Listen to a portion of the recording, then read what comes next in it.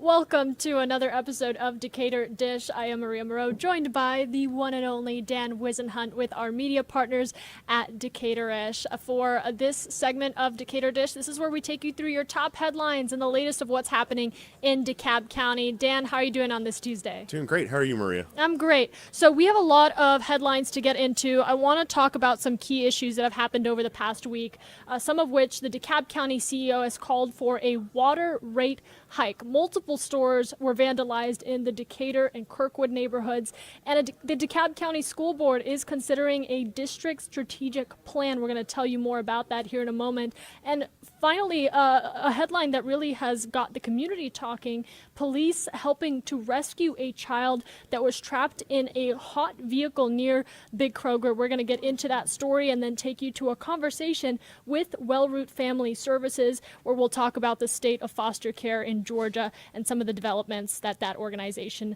is going through. But I want to start with that first headline here, Dan, the water hike that DeKalb County CEO Michael Thurmond is brought up during a recent meeting. This all happening during the big fiasco of water main breaks that had a lot of people upset across Atlanta.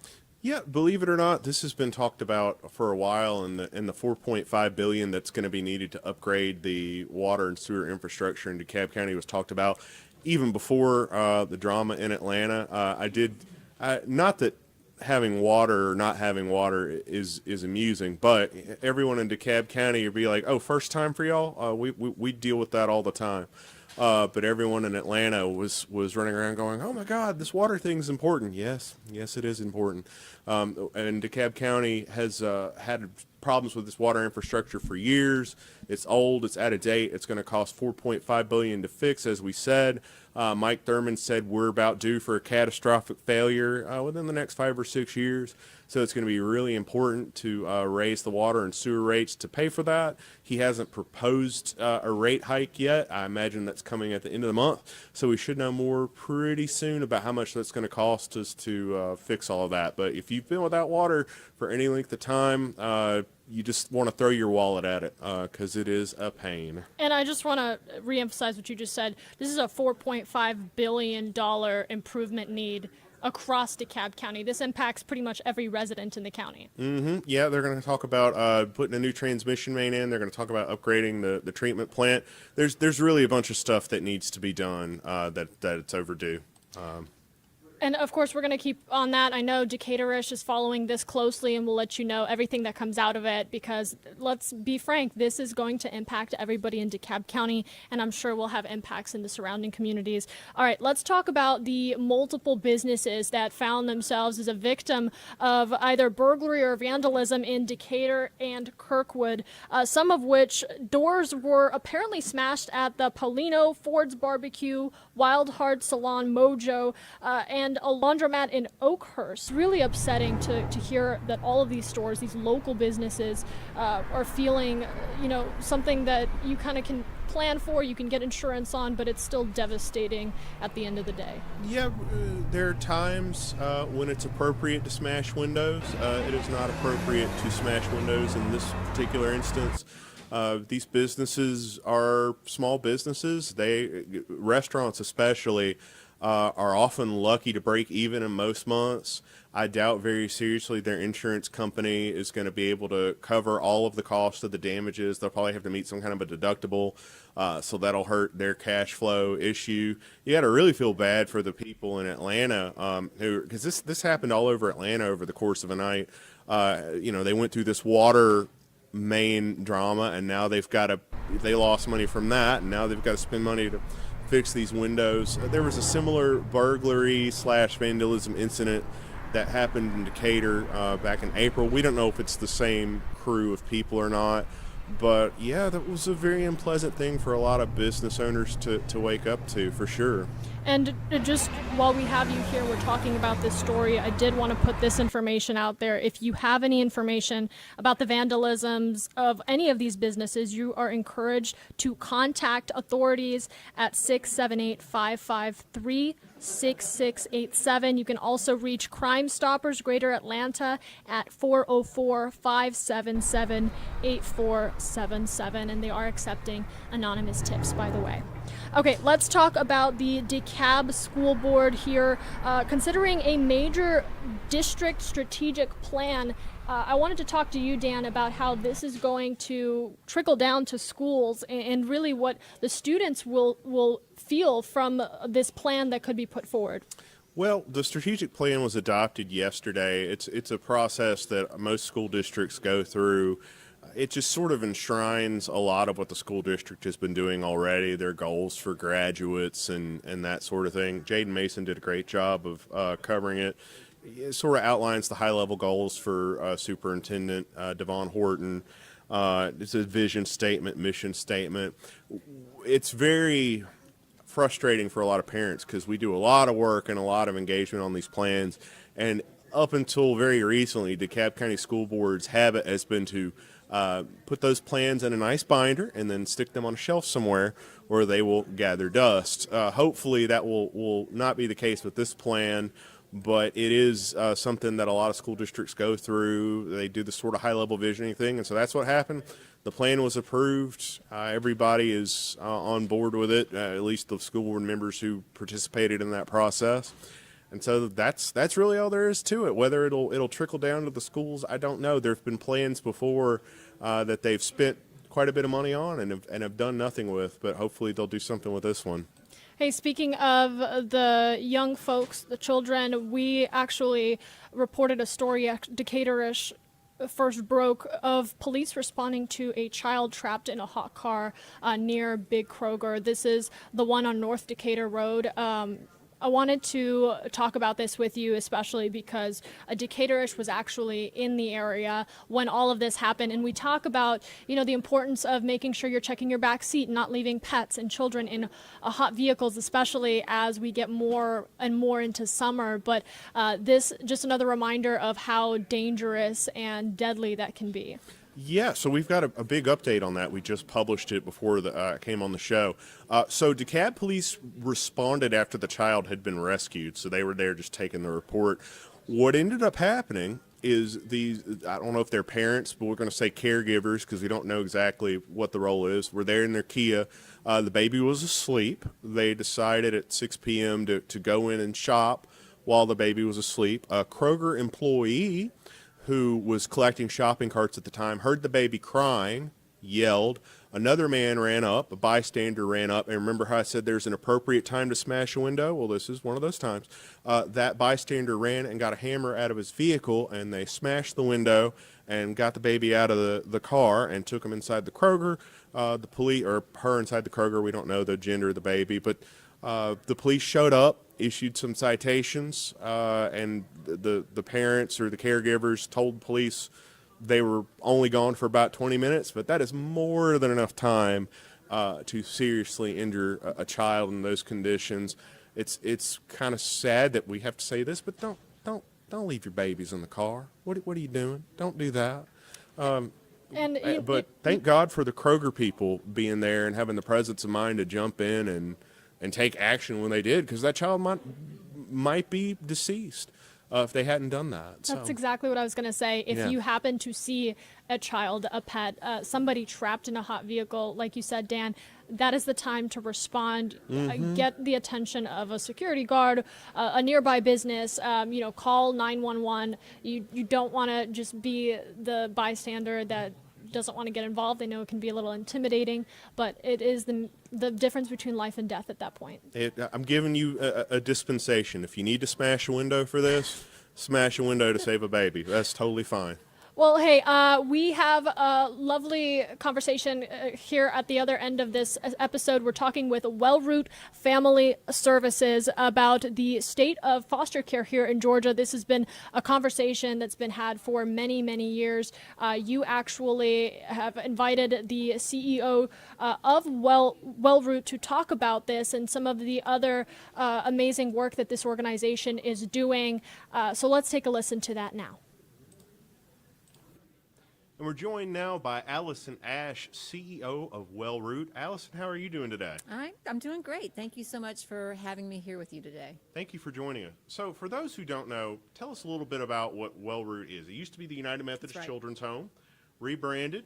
Let's kind of take them through the history. Absolutely. So Wellroot Family Services is one of the state of Georgia's oldest child welfare organizations. We were started after the Civil War as the United Methodist Children's Home of the North Georgia Conference. And we served and housed children who had been orphaned by the war. And over time, we grew to be a large campus, what was called a congregate care facility for young people who could no longer live with their families for whatever reason. And then eventually the research showed, and the state and the federal government came to realize kind of what should be obvious, which is kids do best in a home. So we got very deeply into the foster care business. And I guess it's been about 8 years ago now, we rebranded ourselves as Wellroot Family Services. And I'm sorry, go ahead. No, well, we did that because we wanted people to know that we were an organization that served all Georgians and welcomed all Georgians to foster with us. And even though we are a Methodist agency, we really wanted to include everyone that wanted to be involved in helping children and families. And what I was going to interject for Decatur residents, you might remember that before they became Wellroot, the United Methodist Children's Home owned that big campus. That's right. On South Columbia, and That's it was a right. big deal. They sold that campus to the city of Decatur for like $40 million, and Decatur's turned that into Legacy Park. So that's sort of the history there for people in Decatur who might remember when they used to be the United Methodist Children's Home, and now that is Legacy Park, and Wellroot is since rebranded and is focused on a different. I don't know if you'd say you're focused on something different. You just sort of refined your focus, That's right. That's right. And I'm glad you brought that up, because that is a part of the rebranding too, is that property was so synonymous with our name and that being a physical campus in a home, that when we sold the property, that was a part of the rebrand as well. So let's talk about Avondale Patillo United Methodist Church. Now this property, every time there's a church property on the market, everyone starts to get a little nervous because people automatically think it's going to be condos or townhomes or commercial or whatever. But this property has been in Avondale for a while. So tell me a little bit about this property, and then tell me what got Wellroot interested in purchasing it. Yes, it's absolutely beautiful property, the former Avondale Patillo United Methodist Church. And you're right, unfortunately, there have been a number of churches that have been coming onto the market in these past few years since the pandemic. But Avondale Patillo United Methodist Church merged with Decatur First United Methodist Church about a little bit over 2 years ago. And Decatur First went through a very intensive process of determining what was the best use for this property. And they did actually, as soon as word was out that they had the property, commercial and residential real estate developers were reaching out to them because it would be a prime property for that. But the church was very committed to the fact that they wanted the property as a holy space to remain a space for ministry. And so they went through a discernment process of determining what ministry meant. Did it mean their church engaging in building a ministry on that property? Did it mean bringing in a lot of nonprofit partners to provide different types of ministry? Or did it ultimately mean selling it to a nonprofit partner who would provide services to the community? And we let them know from the very beginning that Wellroot wanted to be involved, and once they made the decision to sell it, we were there to kind of brainstorm with them about what it would look like for us to do something together on the property. And what is it going to look like? What's the plan? Well, we are very much still in the dreaming and visioning stage, but we have a big vision. I guess we're probably right now in the phase of refining it, but we really want it to be a community center, a place for healing and hope for families and children and young people aging out of foster care. So we plan to keep the sanctuary and renovate the sanctuary. We are planning to build our corporate offices there. We've been in leased spaces since we sold the property that was Legacy Park. We plan to have space for all of our services. So we have counseling services, services to support young moms and their babies. We do a lot of work to support our foster families, so we have a huge annual Christmas party. We'll have space to have that and other events for our foster care kids. And we want to use the house to build affordable housing for the community. We know that the community and for young people aging out of foster care, housing is a core foundational thing that families and children need to be able to survive and thrive. Indeed. Do you know about how many units you might be able to build there? I know you're still pretty early in this process. I wonder if you've given that any thought. We are in the process of recruiting a real estate subcommittee of our board to help us discern that. We have done a architectural sort of test fit of the site and believe that we can build 70 to 80 units on the site, whether that's the amount that's right for the services we want to provide and for the sort of financial pro forma of the campus. We don't know that yet, so it could go up or down, probably down from that number, but 70 or 80 is basically what fits well. And that would be for clients of Wellroot, people who have been. That's another thing that committee has to determine, whether it's exclusively for our clients or whether it's a mix of people from the community and our clients together. There's a lot of creative and innovative housing projects out. We're looking at nationally at who's doing this type of work well, and I visited a program a few weeks ago in New York where it was partially clients and partially affordable housing for the community. Again, I don't know yet where our board and real estate committee will ultimately want to head, but we just want to make sure we're doing what's best for our clients, and there is some research that shows that it's good for them to kind of be in a community where they're not, not everybody's a client. Some people aren't receiving services, they're just living in the community. Have you had any contact with City of Avondale officials on this yet? And if so, what has been their response? We've met with the city manager and the assistant city manager. We're hoping in the next few weeks to meet with the Board of Commission. But so far, we've had a very, very positive response from them. The property does sit sort of on the edge of, the kind of downtown Avondale and an unincorporated part of DeKalb County. So we're hoping to be a bridge between those two entities and to provide. One of the things we hope to do is put in a sandwich shop, that would be a place that would train our young people aging out of foster care, but also be a place where community members could eat. So we really want the community to be a part of this project and it to be a place where the community can engage in service to children and families. I hear sandwiches are popular with the young people these days, so that's probably a good move. And it's an unbelievably valuable skill to culinary arts. I should have said, we're actually thinking about building, very strongly considering building a training center for youth aging out of foster care. A lot of young people, when they are in foster care, don't get the skills they need to transition into young adulthood. We do a lot of vocational soft skills training and educational training at Wellroot right now, but there's models for doing hard skills training. So we're looking at putting in a kitchen for culinary arts training, potentially putting in a program for commercial driver's license. There's a great software program for teaching young people how to use heavy equipment, so we can perhaps get them employed with Amazon or UPS or other companies. So the stand-up shop serves a dual purpose. Well, that is excellent. We can always use more sandwiches in DeKalb County. I've always said that. I'm well known for my position on that. Talking real quick about the property at Eastlake, 750 Eastlake. Mm-hmm. You've turned that into some housing for people who are aging out of foster care. How's that going? It's going very, very well. We purchased the property a few years back. Had to go through a pretty extensive fundraising campaign to raise the funding to renovate the property. It's in a beautiful neighborhood, but it definitely needed a little bit of work. So we have now raised those funds, and after an extensive process of looking for a construction firm, have found a construction firm to renovate it for us and should be breaking ground within the next 3 weeks on that property for the renovations. We are actively utilizing the property, so ultimately, we will be able to house 29 youth there. Currently, we have 10 youth living on the property. So what's kind of unique about the property is that it is two buildings. We did minor renovations on one, are housing youth there right now. We'll do major renovations on the second building, move the youth over, and then renovate the first building, and then build our community center in the middle of the property. So hopefully, fingers crossed, 9 to 12 months from now, we will start the process of moving all the young people into the property and should have about 29 residents living there. Well, I know we're going to be following that one on Decaturish as well as Mm-hmm. the project in Avondale. So big picture, what is the state of foster care in Georgia right now? Yeah.